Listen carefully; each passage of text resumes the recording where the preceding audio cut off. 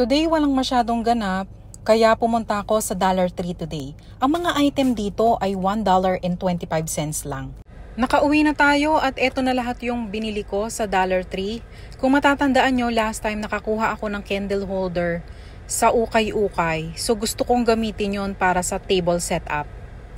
May ganito ako na nabili ko dati. So ginagamit ko tong pang-display, but I think gagawin ko siyang flower base. Etong tusukan ng bulaklak, hinati ko siya sa gitna.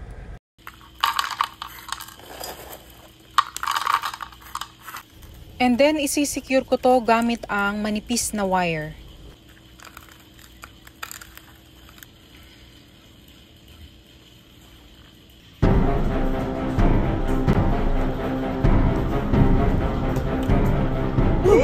Oh my God! Jangan kasih!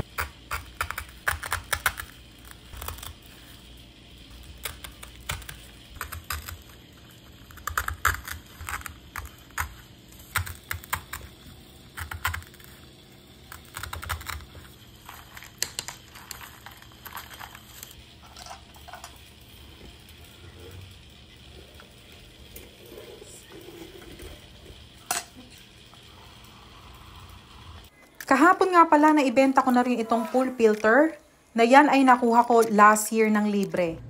Kaya today, deserve kong bumili ng gusto ko.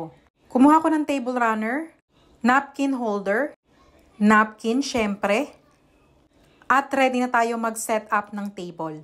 Itong pagsiset up ng table, hindi ako professional dito at first time ko rin itong gagawin. Inilagay ko na yung flower arrangement na ginawa ko. Nilagyan ko rin ito ng placemat. At naisip ko, iset up ko na rin pati yung mga plato. Kasi gusto ko makita kung anong kakalabasan. Mahirap talagang naboboring, ano?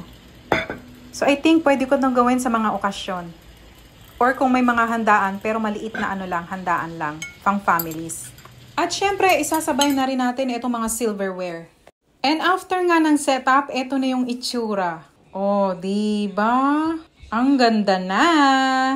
And I think gagawin ko to kapag may mga occasions. Yung ganitong klase ng setup, I think ang tawag dito ay farmhouse table setup.